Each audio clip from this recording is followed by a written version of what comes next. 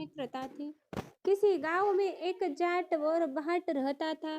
दोनों में घनिष्ठ मित्रता थी। एक बार जाट अपनी बहन के घर जाने को तैयार हुआ तो भाट अपनी ससुराल जाने को तैयार हुआ।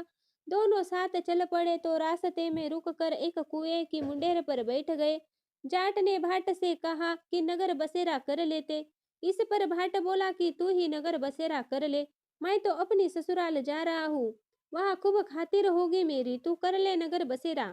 जाट वही कुएं के पास बैठ पानी की घंटी और चावल का दाना लेकर नगर बसेरा करने लगा। नगर बसेरा करने के साथ साथ जाट ने कहने लगा कि नगर बसेरा जो करे सो मल धोवे पाव, ताता ताता मांड तापसी देगी मेरी माँ, माँ देगी मौसी देगी द्वारका का वास, मीठा मीठा घास वृंदावन का वास, पांच कुल्टी छठी रास मेरा जिबड़ो श्री कृष्ण के पास, डालू पानी हो जाएगी ये झट से निकल जाए मेरा जी। ये सब कर करा वे वह जाट बहन के पास चल पड़ा। जाट की बहन ने भाई के आने पर उसकी खातिर की, घी बुरा के साथ भाई को जिमाया। दोनों ने बैठ सारी बातें की।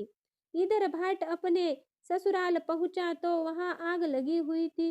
आग बुझाने वह भी लग गया, जिसमें जिसमें हाथ मुंह भी काले हो गए और खुद भी थोड़ा झुलस गया। ना रोटी ना पानी लिए ही किसी ने पूछा। एक पड़ोसन आई तो उसने भाट की सास को कहा कि जमाई आया है, जरा उसकी आवभगत कर लो। बुढ़िया बोली कि सब कुछ तो जल गया, अब कहाँ से आवभगत करूं। तब पड़ोसन ने ही भाट को एक रोटी के साथ साथ छाछ दी। उसने वही खाकर गुजारा किया। शाम को दोनों फिर घर की ओर चल पड़े और रास्ते में मिल गए और एक दूसरे का हाल पूछा। भाट बोला कि मेरी ससुराल तो आग लग गई थी, आग बुझाने मैं खुद काला हो गया, ना रोटी मिली ना पानी।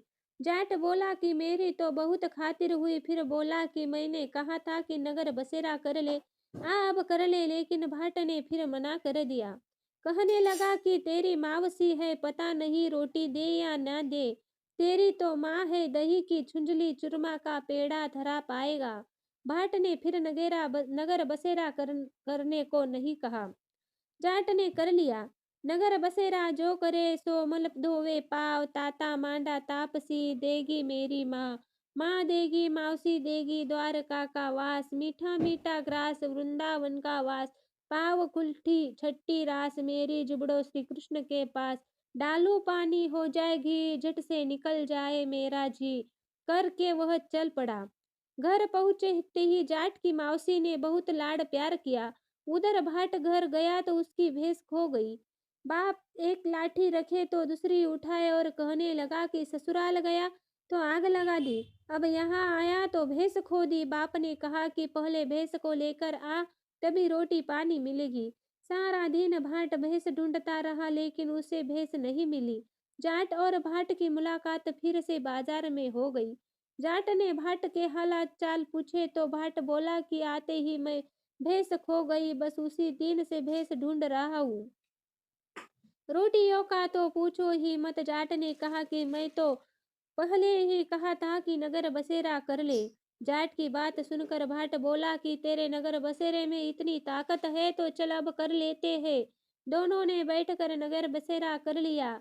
नगर बसेरा जो करे सो मल धोवे पाव, ताता मांडा तापसी देगी मेरी माँ, माँ देगी मौसी देगी द्वारका का वास, मीठा मीठा ग्रास वृंदावन का वास, पांच कुल्टी छट्टी रास मेरा जिबड़ो श्री कृष्ण के पास, डालू पानी हो जाए घी झट से निकले जाए मेरा जी।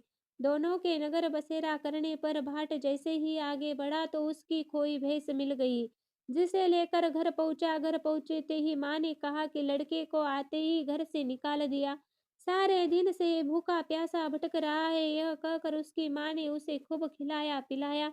इस घटना के बाद सारे नगर में ढिंडोरा पिटवाया गया कि कार्तिक मास में सब कोई अपनी पीहर या सासरे आते जाते नगर बसेरा करे। जैसे भाट को नगर बसेरा करने का फल मिला, वैसे ही हर किसी को मिले।